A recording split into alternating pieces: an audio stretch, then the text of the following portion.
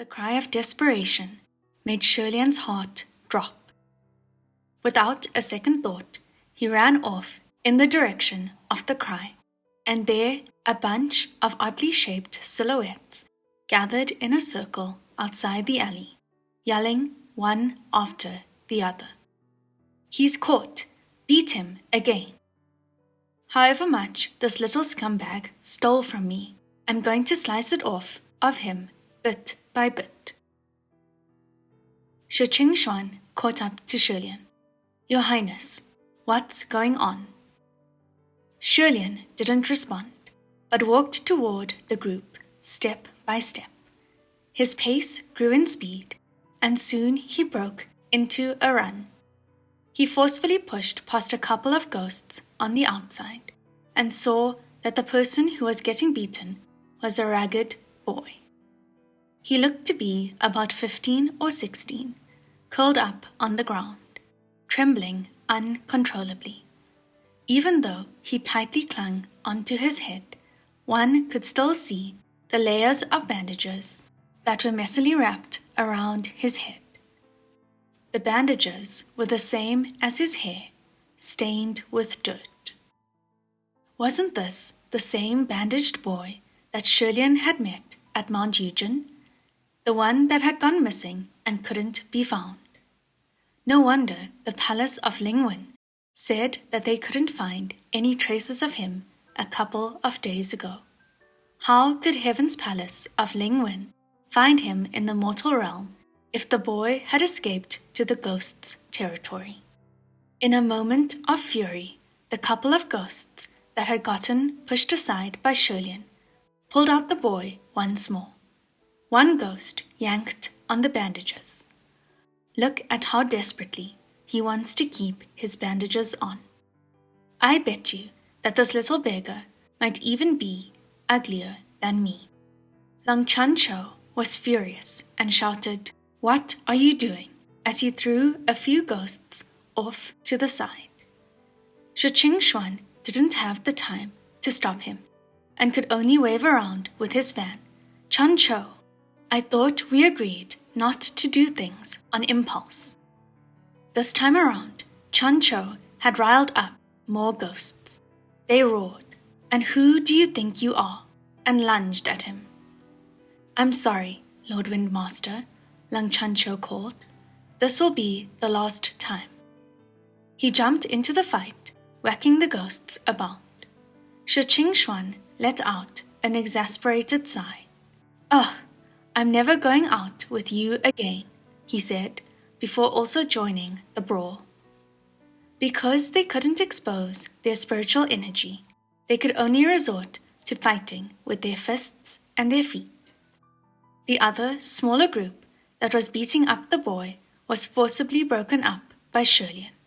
He kneeled down, wanting to help the boy get up. "Are you all right?" he asked him. Upon hearing that voice, the boy shuddered and took a peek at him from his fetal position. Now that he had gotten a better look, Shilian discovered that the bandages that were wrapped around the little boy's face were soaked with blood. With patches of black and red, it was a frightening sight. The appearance even scarier than when they had last parted. The two big eyes that emerged from the gap between the bandages were as clear as day, black iris against the white, yet those dark circles that reflected Shilian's silhouette were filled with terror and fear. Shilian took the boy by the arm. "Come, stand up. It's going to be okay." To his surprise, the boy screamed, pushed Shilian away, and bolted. Since the boy had once been infected with the human face disease, he must be connected to the kingdom of Xianle. The moment Shilian saw him, he could feel a tug in his heart, and his mind became scattered. Caught off guard by the force of the push, even his straw hat had fallen off. After the initial shock, he called out, "Wait." Just when Shilian was about to give chase, the few ghosts that he had pulled away earlier grabbed onto him. The boy headed down the street, that was livelier than ever. At the rate that he was effortlessly weaving through the groups of ghouls and ghosts with his small frame, the boy would soon disappear. It would be difficult for Ruya to track down a person in this kind of setting, so in that split second of urgency, Xianle called out behind him, "My lords, I'll leave this matter with you. Let's separate for now. Go hide and we'll meet here again in 3 days at the latest." Ruya slid out and sent those ghosts flying in the direction of the other 2 officials. Xianle bent over slightly, picked up his hat, and set off running in the direction of the boy. He squeezed through the crowd with immense difficulty while shouting, "Excuse me, excuse me." Because the boy had spent most of his life hiding in the mortal realm, escaping was practically second nature to him. First, there was a head, then there was a shadow. After that, there was nothing. He was getting further and further away. Xianle didn't know if it was his imagination, but he felt that the crowds on the street were getting thicker by the minute. With humans and ghosts alike pressed against each other, it really made it difficult for him to pass through. In the midst of all the chaos, Xianle's mind was tumultuous. He knocked over a number of stools and he cried, "I'm sorry," as he continued to run. Ghosts weren't ones to be crossed easily, however, and they yelled after him, "Sorry does shit, catch him." Xianle felt a coldness on his back all of a sudden, as if a hand had grabbed him, and he immediately knocked it back. "Who is it?" he shouted. It was hard to tell where the hand came from, but all the ghosts surrounded him, their voices screeching and terrible. "Oi, let's teach this little pale-face a thing or 2. How dare he start shit in our ghost city?" A large crowd of monsters and spirits poured out into the street, and seeing that he was about to lose that boy in the crowd, Xianle did his best to throw off the hand that had caught him. "Everyone, I'm really sorry. I don't mean any harm. Let me go to find someone, and I'll be back to pay you all back." The horde of ghosts were relentless, as if. In the midst of all the pushing and pulling, the boy had disappeared completely. Xianle slowed to a stop and stood where he was, dazed. Truthfully, he really couldn't be sure what he was feeling. Was it disappointment in not being able to catch the boy, or was it relief that a nightmare had passed? Suddenly, there was a commotion amongst the ghost crowd, and they immediately parted to the sides, forming a path as if someone of importance was about to arrive. Xianle came to and saw the tall form of a black-clad figure walking straight toward him through the path created by the mob. The figure called, "Settle down, let him go." The black-clad figure, like most of the ghosts, wore a mask. It was a funny mask with the face contorted as if it was smiling woefully. The mob muttered under their breath, "It's the waning moon officer," and they released their hold on Xianle. It seemed that this black-clad figure was someone significant in the ghost city. The moment he approached Xianle, he bowed. "Greetings, cultivator. The Lord wishes to see you." "Me?" Xianle pointed at himself. The waning moon officer replied, "That's correct. The Lord has been waiting for you at Paradise Manor." All around them, the mob sucked in their breath. "The Lord wants to see him? Did I hear that right? Paradise Manor? That's the Lord's sanctuary. It's never seen guests." Someone pointed out, "Wait a second. Wasn't he the one who won against the Lord today At the gambler's den? No, the one that the Lord educated. All eyes were now focused on Xianle, each pair bigger than the next. Xianle couldn't help but raise his straw hat to hide his face. The waning moon officer made a gesture. This way, please. Xianle nodded and followed behind him. The crowd parted once more, and the ghost officer led Xianle through the path. No one dared to follow, and after an incense time, the two left the bustling street behind, going further and further into the backwoods. During their walk, the two didn't converse. Xianle felt that the waning moon officer walked like he was going to disappear into the shadows, and followed closely. Subconsciously, his eyes swept past the officer's wrist and noticed that upon it was a black, cursed circle. It was something that he was more than familiar with. A cursed shackle? His eyes widened, but he was silent in his shock. Just then, the ghost officer spoke up. "We're here." Xianle looked up and realized that he had been led to a lake. There were a number of will-o'-the-wisps floating above the waters, playing around and chasing each other. Next to the lake stood a splendid golden pavilion. Both the heavens and the ghost realm had glamorous architecture. However, the distinguished buildings of the heavens put emphasis on prominence and prestige, whereas the buildings in the ghost city were glamorous in their bewitchment and frivolity.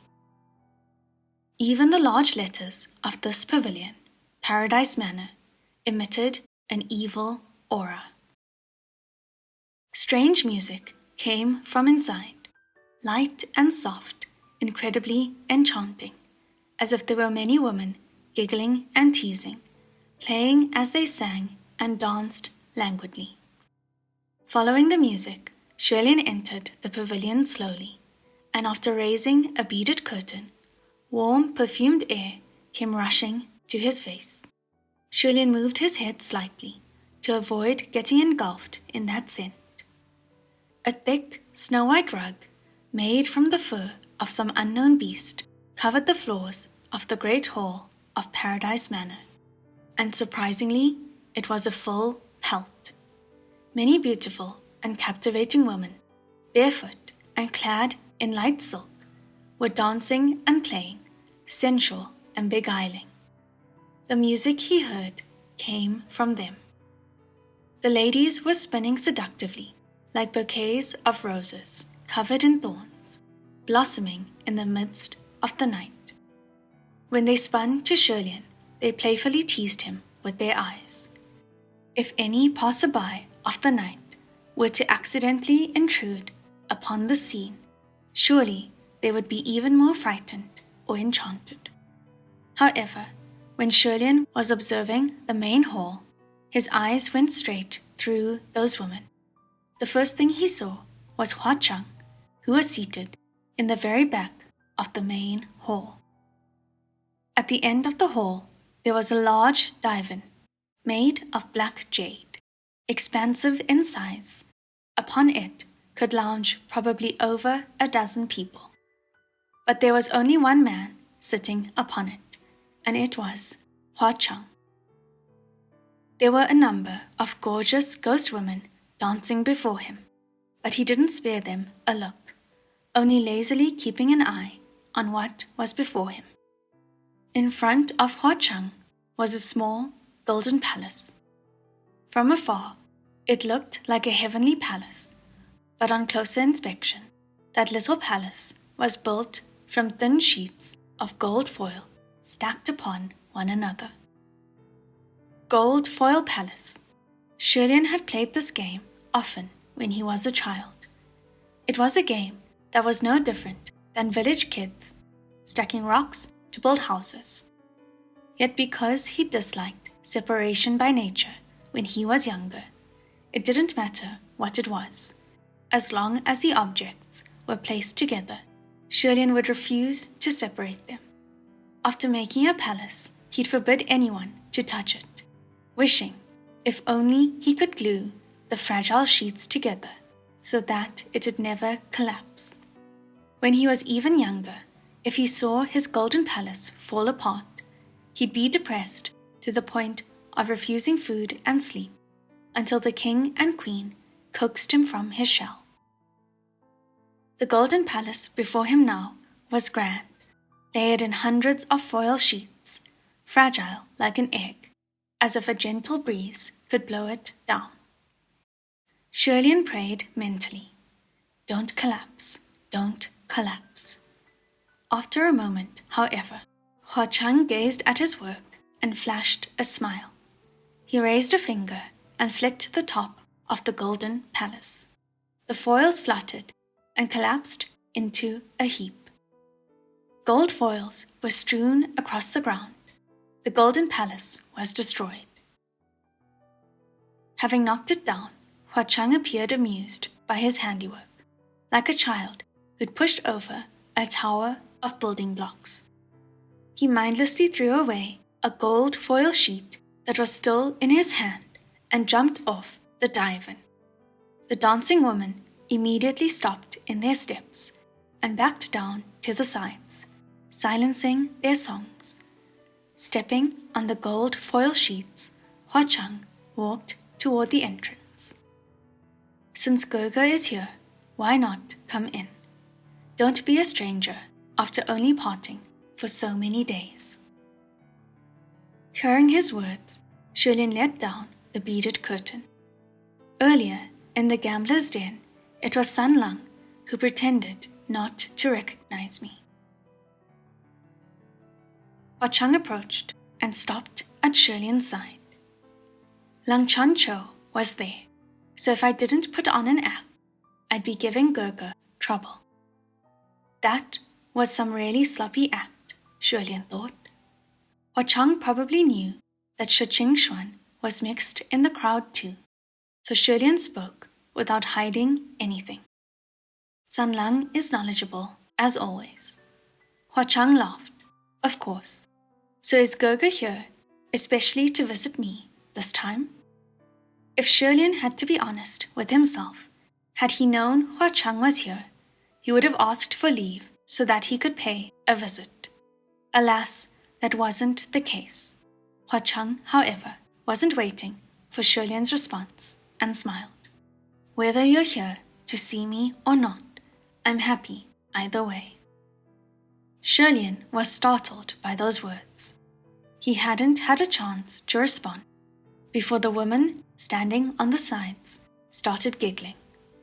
Hua Cheng inclined his head, and they all stopped at once, their heads bowed low, and soon filed out of the hall, leaving only the two of them in this expansive chamber.